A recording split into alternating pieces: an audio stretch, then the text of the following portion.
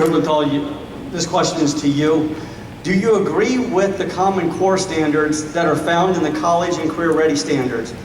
Second part of the question is this: is there any authority in the Constitution for the federal government to impose these educational standards on the states? I have never supported the Common Core standards. I have blocked the Common Core science standards. They're known as next generation standards. Some people don't say that, well, that's not Common Core, they're next generation science standards, but they're coming out of the same groups that produced the math and English language arts standards. I went in there and analyzed those standards and said, the earth sciences standards, those aren't science standards, those are indoctrination standards, calling for our students to be indoctrinated into a theory that man causes climate change, causes global warming. I said, I will not accept that. I blocked it. Other states have just accepted those. So I blocked the science standards. I had blocked Common Core literature. They had books in there, The Bluest Eyes, Dreaming in Cuban, that were absolutely pornography. I stripped those out of our standards, any kind of recommended book list. I blocked Common Core literature. A lot of people have been bringing Sandra Stotsky into Arizona and advocating for her ideas. The Bluest Eyes is on her literature list. She brought that in as a mandatory book in Massachusetts. I don't find that acceptable. That book is horrendous, horrendous. So we have blocked Common Core literature, and we are absolutely opposed to Common Core history. I have such reverence for this country that comes from my basic values. My mom taking me to the library and reading about the history of this book. I get down on my hands and knees and kiss the earth because of the opportunity that I've had to grow up in such a great country that was formed by our founding fathers. And very few people, policymakers, know the history of that period from 1776 on through to 1787, that period of time and all the work that was done by Alexander Hamilton and the others who developed the Constitution. I have absolute reverence for that. We are blocking all of these attempts, Howard Zinn, etc., who are out there trying to rewrite America's great history. I'm absolutely blocking Common Core history. We are now ready to go into hearings on the math and English language arts standards. And this is not an easy battle, folks. Somebody can get up and say up here bombastically, I support, I'm going to abolish Alma School Road on Monday. That's ridiculous. What are you going to do, erase it off the map? Send out trucks to rip up all the pavement? Our standards are big, monstrous things that have to be dealt with. I have laid out the battle plan. We're ready to deal with it. We know how to get rid of Common Core. Now, do I support phonics and English language phonics and to teach reading in kindergarten? You better believe it. There are some things in our standards right now that are beautiful conservative victories. I'm going to keep those, and we're going to get rid of the crap. Mrs. Douglas.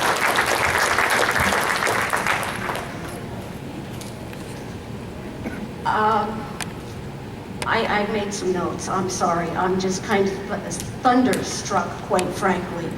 Mr. Huppenthal says that he doesn't support Common Core standards, but we have a long over 3.5-year history of him being out, going around this state and telling people that these are the standards that we absolutely have to have for our children.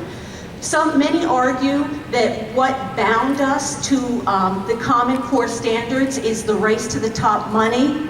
It's Mr. Huppenthal's signature that is on the third application that brought the money here to the state of Arizona. And we just got a tiny little bit of money, ladies and gentlemen. Let me put it in perspective for you. $25 million, half of it was kept for bureaucracy at our State Department of Education. So roughly $12.5 million went out to the school districts. We have over 1 million K-12 children, so our children were sold out for less than $12.50 per child. Oh, over 3 years, so maybe $4 a year per child, give or take a little bit. The Chamber of Commerce created a special award to recognize Mr. Huppenthal for his work in bringing Common Core, Arizona's college and career ready standards to Arizona, because we had to change the name of them to try to fool people. I'm sorry, it's time that we bring some truth and integrity back to our Superintendent of Public Instruction office and let people know what needs to be done for their children and briefly in the few seconds that I have left. Generation Next, the science standards, Arizona, last I checked, we are on their website as a participating state, even though our State Board of Ed has never adopted them. And I know from talking to teachers that they are using them in the classroom. So how out of control is our State Department of Education?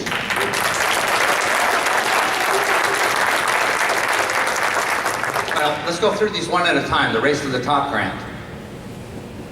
We did get a Race to the Top grant. My department used that Race to the Top grant for teacher training. $5 million a year. That's so infinitesimal that it's beyond belief. But we did a phenomenal job with teacher training. 86% of the teachers who came in, charter school teachers, district school teachers, rated the quality of our training as good or excellent. We distributed the other half of that funding out to the counties to provide local services to schools and school districts in their training. The feedback we got is that they did an excellent job too. The Race to the Top grant binds us to nothing. We are free right now to take any action we want with regard to our state standards.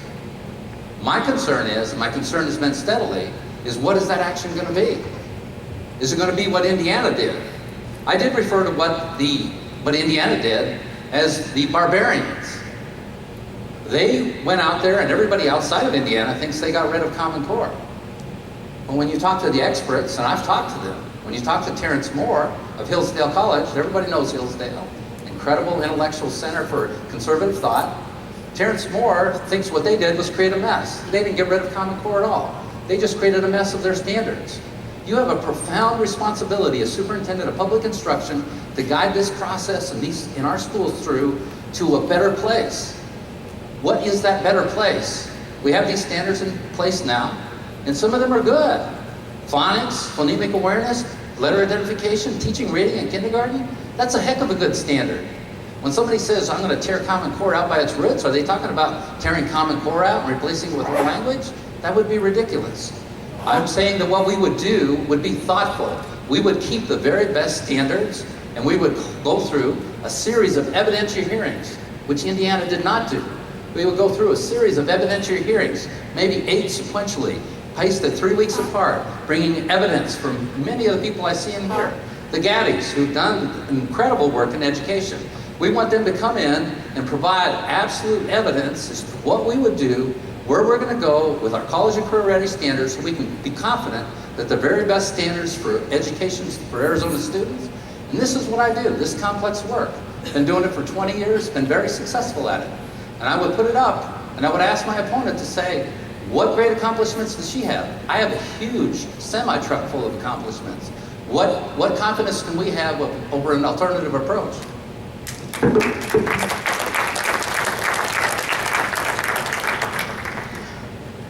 I'd like to answer Mr. Huppenthal's question. He asked, what is that better place? That better place, well, I'll tell you what that better place is not. It's not an education system that's controlled by the federal government where Washington, D.C. bureaucrats think they know better than we do what is best for our children. It is not a system that tells us how we must evaluate our teachers and compensate our teachers, how we must evaluate our schools, and it's certainly not a system that demands that we collect massive amount of data on our children to be shared with other states, for-profit companies, and the federal government. We can't change Common Core as long as we are in the Common Core system, because the standards are copyrighted.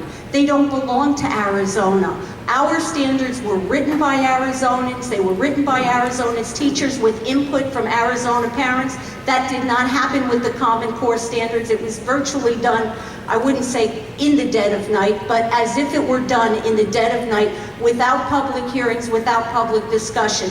Ladies and gentlemen, I can tell you that for a fact because I was on the school board when that happened. We received a notice, oh, by the way, these might be put up for posting for people to observe this date, that date, maybe, maybe not. There were no public hearings.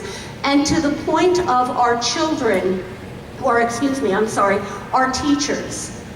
Under No Child Left Behind, and I don't agree with that federal program, I don't agree with any of the federal programs that have come down the pike because they're all unconstitutional and against federal law.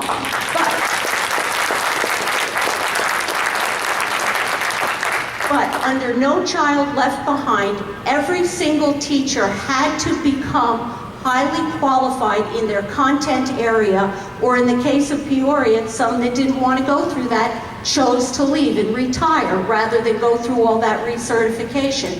Tell me, ladies and gentlemen, what has changed about arithmetic in eons that now teachers have to be retrained under Common Core standards? What has changed about the English language that we are spending millions and millions of dollars to retrain